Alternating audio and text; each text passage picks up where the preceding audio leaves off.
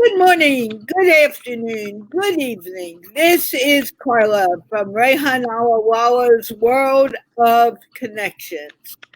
And today I am here to do an interview with Spencer Strong Smith.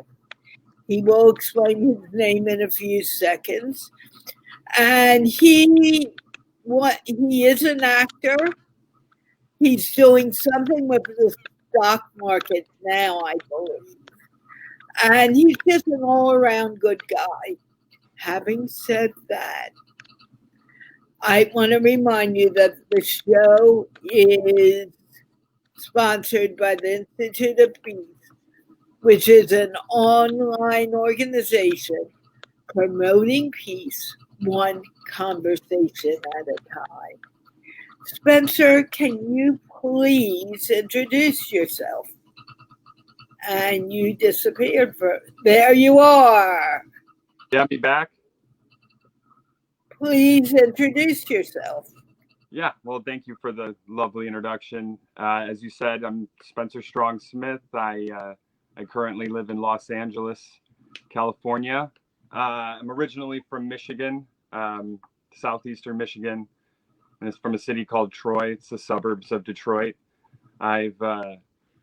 I've moved for the last 15 years. I've moved back and forth from LA and New York, back to Michigan, back to New York, and now I've been out in LA for the last 8 years,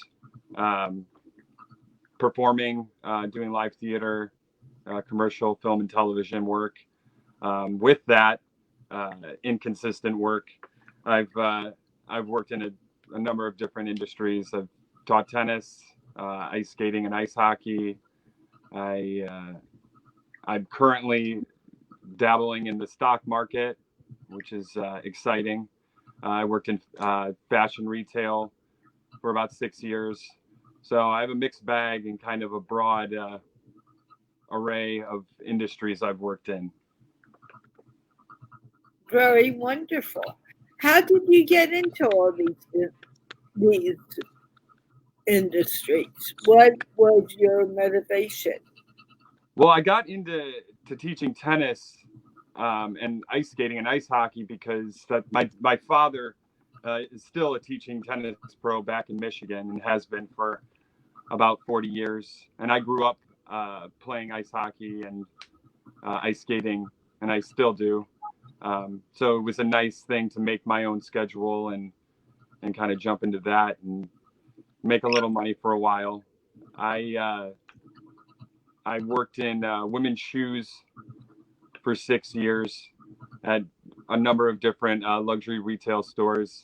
Kind of fell into that, which I never would have expected prior to it, but it worked out. It's kind of something where you have to find work when there's downtime in the entertainment business. And what kind of actor are you?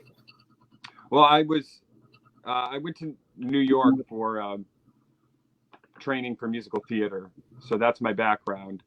But I came out to LA after working on a bunch of film and television and commercial work back in Michigan, actually, for a while.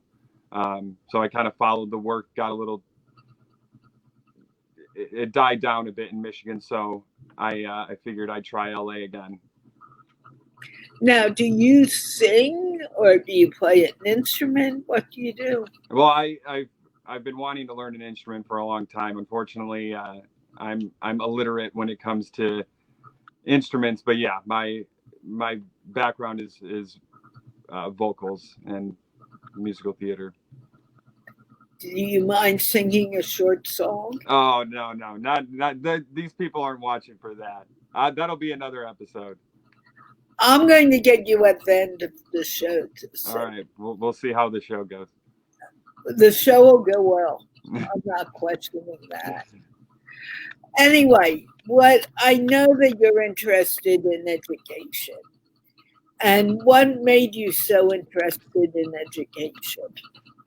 Yeah, well, it's a few things. Just how my life went with education, and the things that happened to me. It's kind of runs in the family. My grandfather was an ed psych professor at WashU in St. Louis for 50 years. So that's kind of genetic, I guess, and that interest in that topic. So it was always fascinating to me, just the whole system, what works and what doesn't work. Yeah, pretty much my life has dictated my interest in education. Having said that, talking before the show, we talked about some of your issues with education. How, as a young boy, did you actually have trouble learning to read? You said reading was a problem, and then you just began reading like crazy Yeah, and to a much higher level. yeah. I was diagnosed with ADHD when I was 4 years old. So, and that was in the early 90s when everybody was still kind of learning a little bit about it. Um, so my problem wasn't necessarily learning; it was focusing on learning.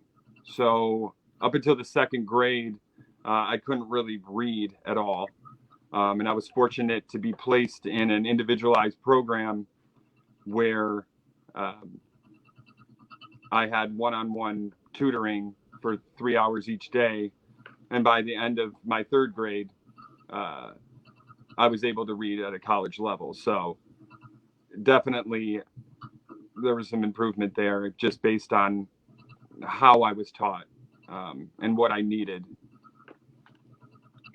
Now, do you think education should be more individualized instead of the putting kids through a square hole when they may be a circle or they may be a triangle? Yeah, well, I mean that's my biggest issue with the education system and the way it is. It's truly an archaic system that hasn't changed much since the 19th century. You know, we have your standard setup of go to school every day, you study materials, you take a test, you pass or fail. You know, this grading scale. Um, I just think, look, I'll address the elephant in the room. I'm a white Good. male. I'm a white male from an upper middle class suburb with two supportive parents that was in one of the best school districts in the country, and I would have been lost in the system had it not been for me finding performance arts. So I can I can list on one hand the amount of teachers who truly were impactful for me up until I discovered the arts. So when you ask me as far as the system we have, it's such a cookie cutter system. You can't expect kids like me in an environment where I should be thriving but can't. You can't expect a kid that is less fortunate to survive or to thrive in an environment where you know the the teachers aren't great, or they're they're worried about food on the table or electricity. It's it's a shame because if I had not been in the situation I had been in with the, the parents I had, um, I would have totally been lost. And that's part of the problem with education. Now, many people who have gone through that feel, oh my gosh, why would I want to help people? So, what is it that propel you with an interest in education? Well, I think there's, I mean, you look at the statistics in the US, just based on statistics alone, 2/3 of second and third and fourth graders can't can't read or are reading below their level. We're ranked 11th in education, and that's a favorable ranking. I think the issue that we have in the United States is the starting salary for a person going into K through 12 education is between 32 and $40,000. So you're not, and this might get me in trouble, you're not getting the best and brightest going into early education all the time. They're going into tech, or they're going into higher education, um, government, politics. It's it's the foundation of what you build your life on is what you learn in those early childhood development sectors. So it's the main issue of it is once people fall behind, there aren't dedicated enough educators, because the pay isn't great, to lift them up or to give the extra time or to individualize their study. And then they're held back with curriculum and testing. So it kind of puts the teachers also in a box to where their creativity is crushed. Right. And teachers feel, oh, I cannot do it. You know, they get very frustrated.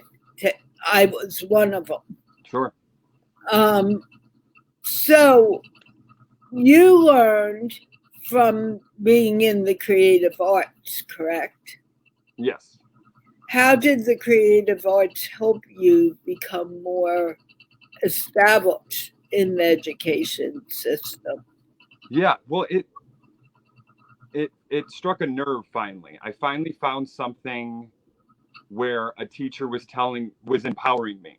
And I think that's a huge aspect of what is missing in a lot of these kids that are getting lost in the system is they're not being rewarded with anything. They're not finding something that their teacher, their counselor, their principal, or their parents can look at them and say, "Oh, you did a great job," or "This is a really interesting thought you had on it." They're not able to find something that drives them because there isn't someone steering or showing them the different possibilities. And what happened to me was I finally found something that was rewarding, and it totally changed my mental health, my interest in school, my pride, my just my overall well-being in finding that outlet. It was being promoted and not punished like it had previously been. How old were you when you found the creative arts? It was about 8th grade when How long? yeah, They? yeah, I always enjoyed singing along and doing talent shows and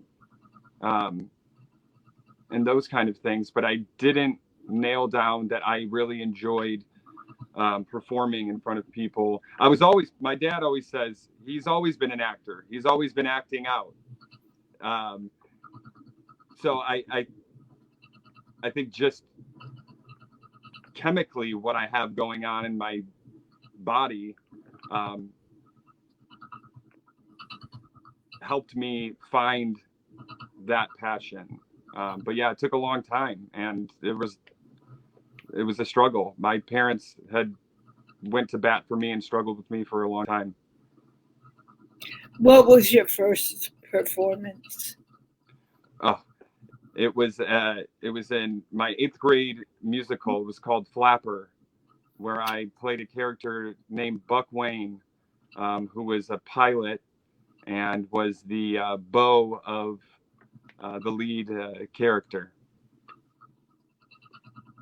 Tell me the story.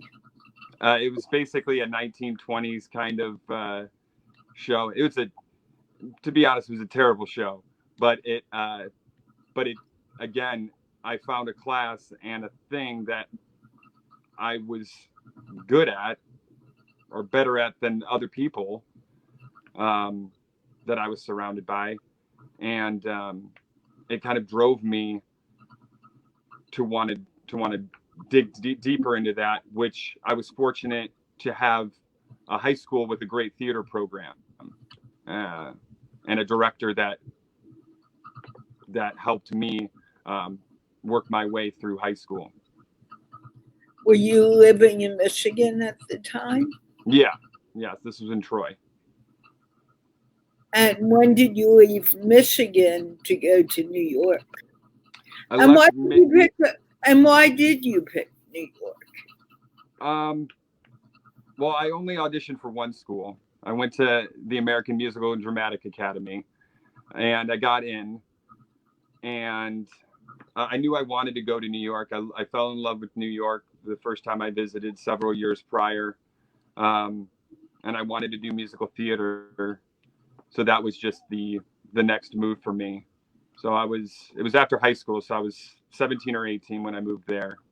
And I was there for a year.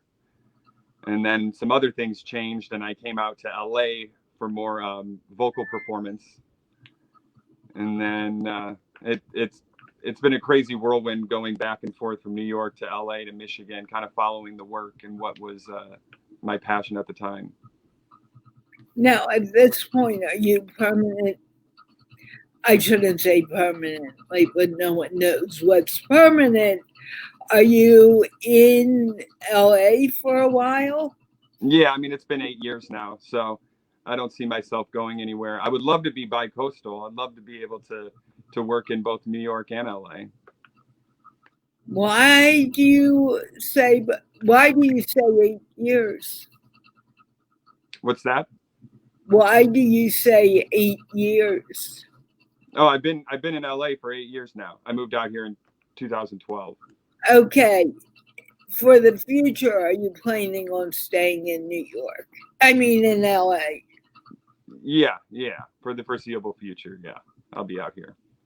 I thought you were saying 8 years, and I was wondering, why did you pick 8 years? Now, you were telling me about your grandfather and education. How does that all fit in here? Well, he was one of the, my grandfather unfortunately passed away this past February. But he was one of the premier minds of his generation in education. He's got 14 books and papers that are in the Library of Congress. Really?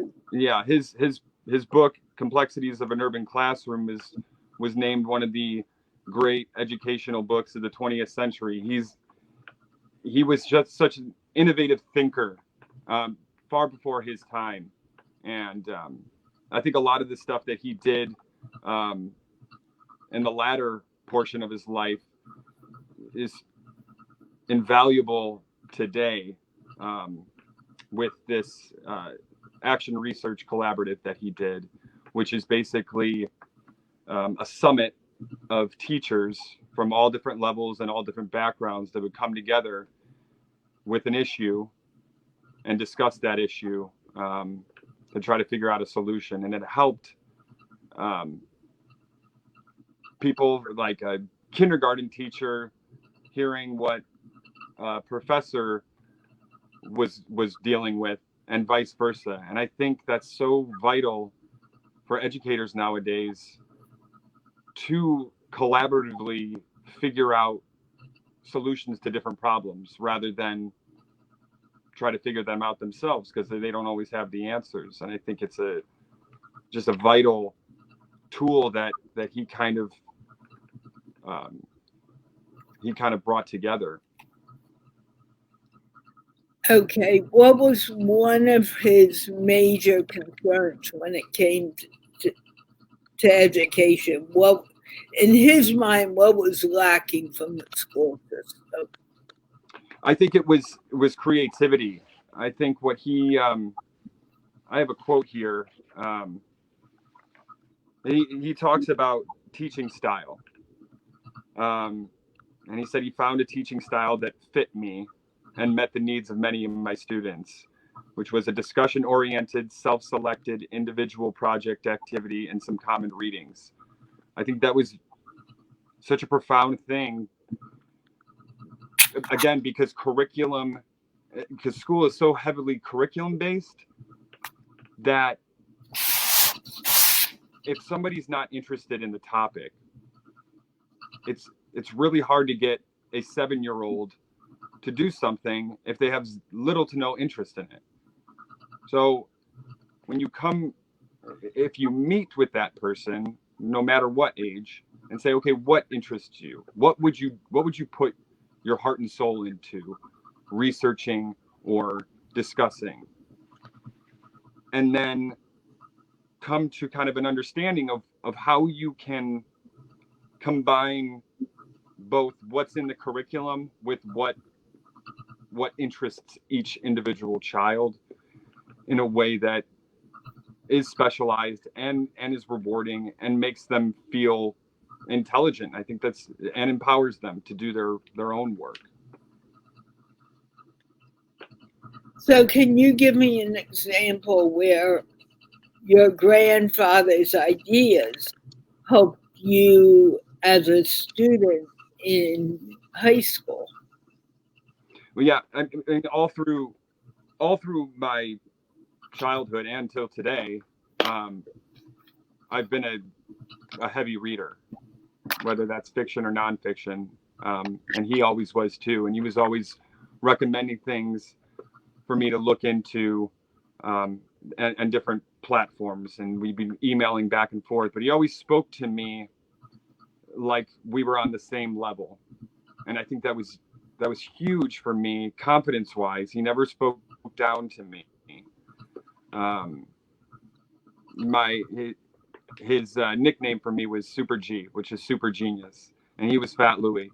So he truly empowered my interest in an array of different topics, and that's why my education after I got out of formal school has expanded so much, because I was able to research things that interested me. I was able to do my own projects and my own reading, rather than just a curriculum-based study guide. Were you homeschooled, or did you go to school in an actual building? No, I went to public school. And was it ever painful for you to be in a public school? Well, it was painful because I was bullied pretty harshly for K through 9th grade. And a lot of it had to do with my hyperactivity and all those things combined. So yeah, it was challenging. I always would when I would find something that did interest me, I would thrive. I had my 3rd grade teacher and my 5th grade teacher. Joe Noble was my 3rd grade teacher, and Gail Cowger was my 5th grade teacher. They both taught in such a way that allowed me to thrive. They were visual and interactive, and we experienced things rather than just sat and took tests and studied and did that strict curriculum-based organization. And they believed in me, and they empowered me. So those were the 2 grades that stand out for me from K through 8 that had an effect on me. Now, after 8th grade, what happened? Well, when I went into high school, I was in a separate program that was geared for kids that learned in a different way. For my freshman year, we had block scheduling, and we all had the same teachers. I was still I was still having to do the prerequisites. I had no interest in math. And I wasn't able to fully engage until probably my junior year of high school, because I was able to set my schedule with, I knew what I wanted to do with my life. And I had the freedom to select a schedule that interested me, whether that was literature or social studies, and then the fine arts credits that I had. So it took till 11th grade to really hit my stride. And how do you feel about that now that you've hit your stride?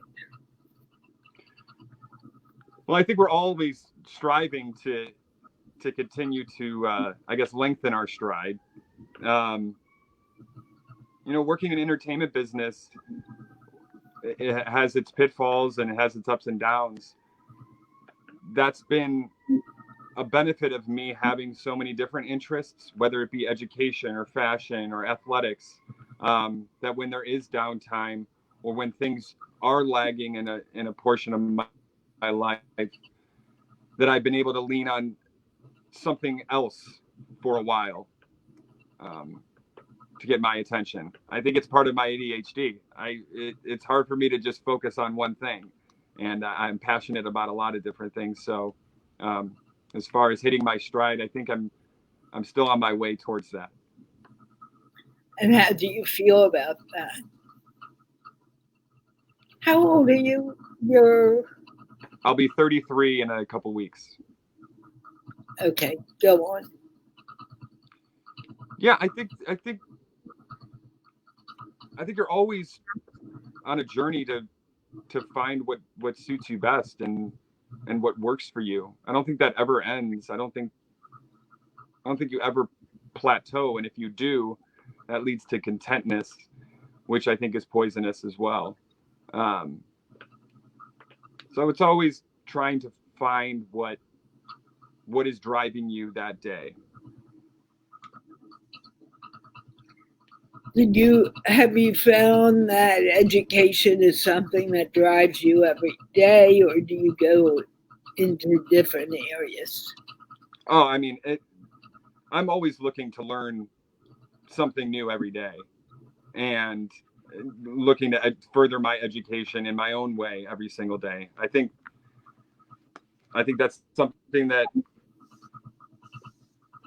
everybody should do, whether it's reading, whether it's improving my empathy, useless knowledge. I think there's something out there for everybody to gain by educating themselves in whatever field, and that goes for any age. And I think, again, with the issue with education is it's so based on, you go to high school, you graduate, and then you're expected to go to college for 4 years and graduate from there. And that college just isn't for everybody. It wasn't for me at the time. And I think that's a big pitfall for a lot of kids. There's this pressure to do something they don't want to do, and you end up in a career or at a college that you're not happy at. So, you ended up as an actor. How did your education help you get there? Well, I think if you look at the great actors in any generation, they're all supremely intelligent people. And Absolutely. I'm sorry? I agreed. I said absolutely. And I'd say the majority of them aren't one-trick ponies. They have other interests. And I think having other interests and knowledge about as much knowledge as you could possibly gather only benefits you in finding a character or, making a performance believable. It's hard to it's hard to play a character when you know nothing about their culture or the language or how they speak or the socioeconomic level of them. I think there's so many different factors that go into a great performance, and the great actors do their research. How did that help you get through school, being an actor? Or didn't it? I don't know. Well, I mean, it helped me at the end of my high school experience because I was so I'm found my passion finally, and had a goal in mind, and wasn't just kind of floating along. Um, and through after that, going to New York, I went to New York really young age, probably too young for me. Um,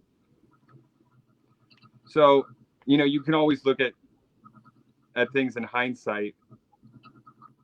I probably would have done certain things differently. Um, I think I think a college setting probably would have benefited me, whereas I went to a conservatory. But I'm where I am right now, and I can't complain. Do you feel that education helped to get you where you are, or was it more stumbling into different spots? I think I think that's kind of what life is. I think it's having as much knowledge about a certain thing as you can, and putting yourself in the right position, and hoping that you stumble in the right direction with it. I think it's a mixture of both. I think it's always being prepared for something. And I think that's something that a good education does for you, is it prepares you for really anything. Because if you have a vast degree of knowledge of things, you can really enter any field and feel confident enough to belong there. Do you feel that education should be teaching human values, helping the youth learn how to value life in general, value a tree, value the pets, value a person, even valuing a rock? I think that part of education is taught in such a wrong way.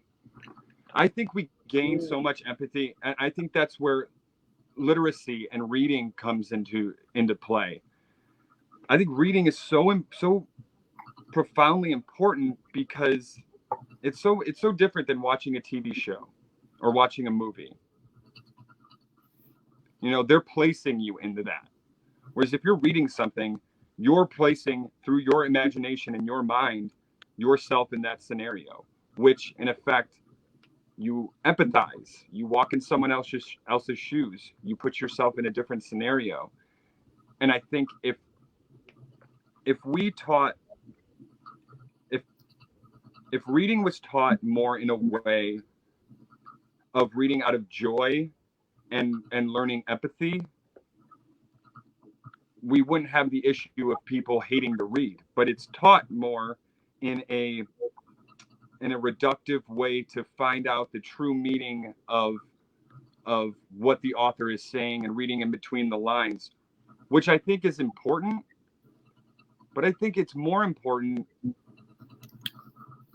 to help people find joy in being in someone else's shoes, or find empathy through being in someone else's shoes.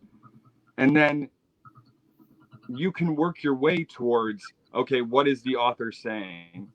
So as far as teaching people how to love, I guess, or how to care for other people or understand other cultures, I think the fundamental thing that's missing is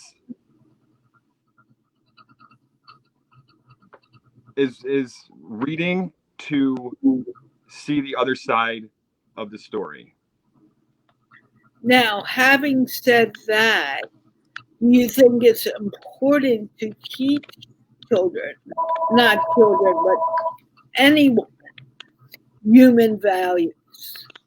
I personally believe it's extremely important, but I want your thoughts on Yeah, I think that education happens throughout your life. I think your values evolve.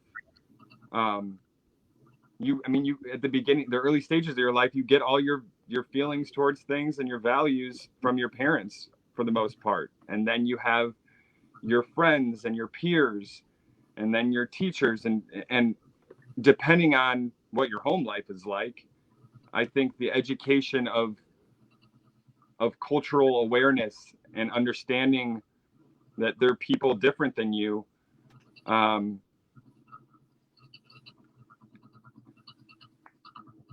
it starts at a very young age, and then there is a point at which you need to make your own decisions, whether that's going off to college and discovering yourself, or whether that's just moving out and getting a job and working with people other than people that look exactly like you.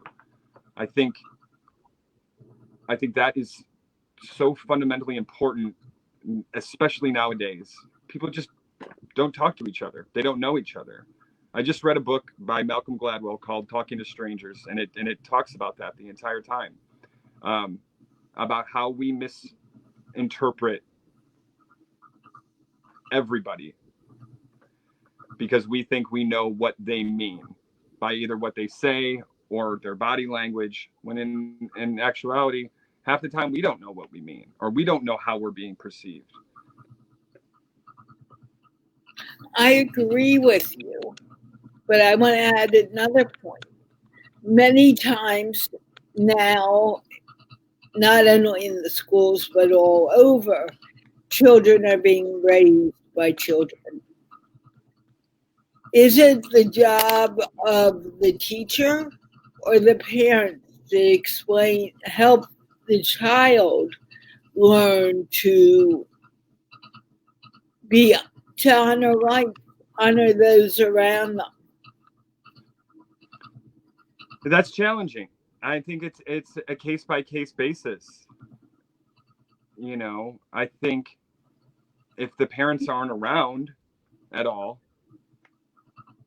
then obviously the teacher the teacher's been empowered with more effect on the student.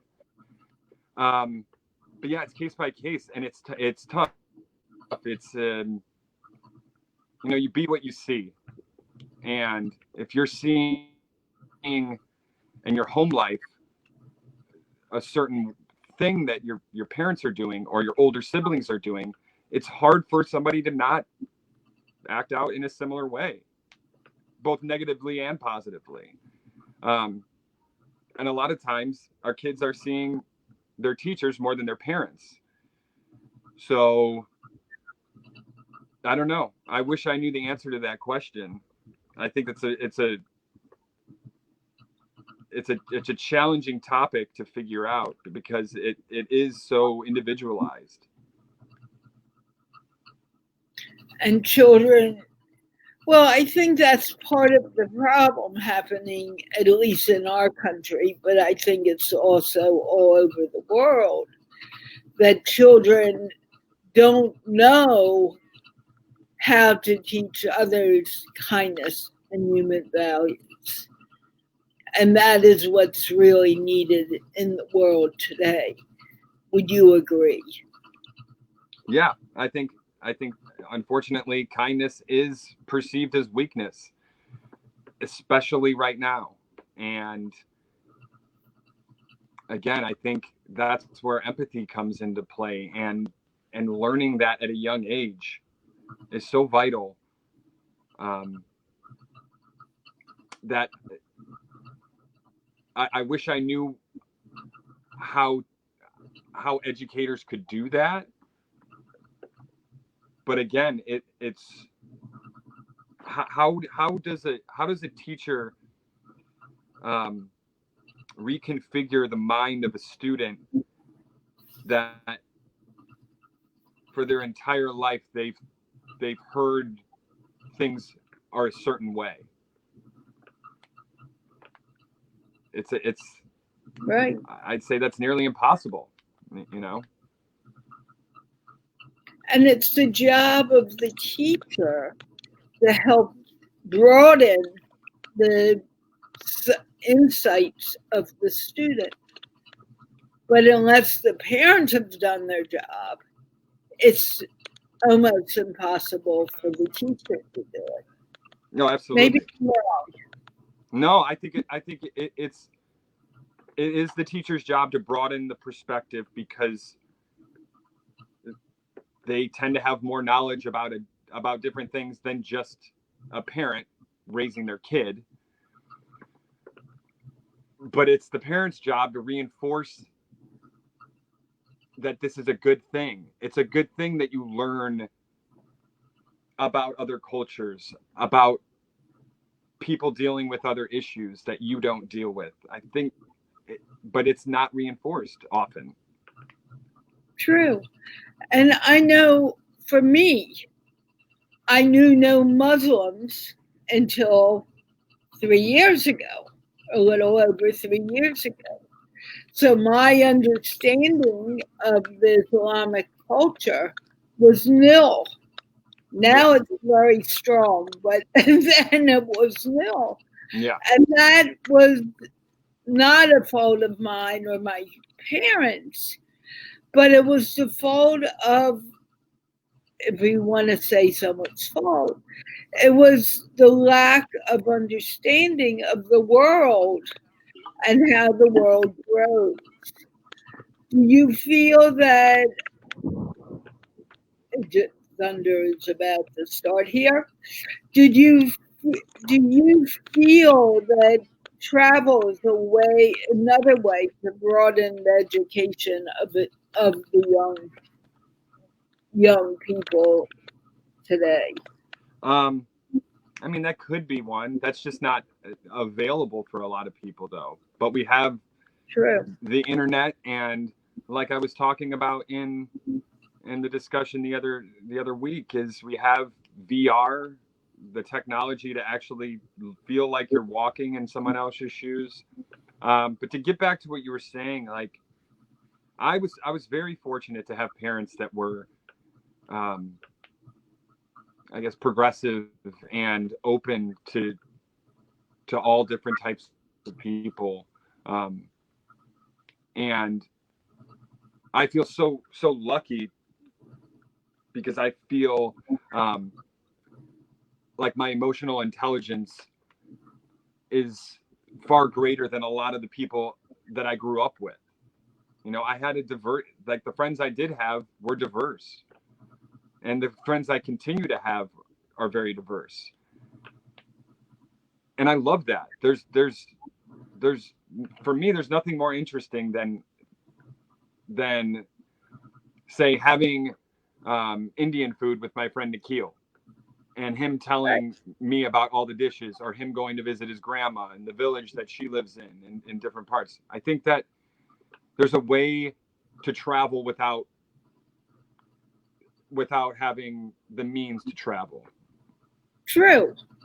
And I agree. This is what the value of the internet.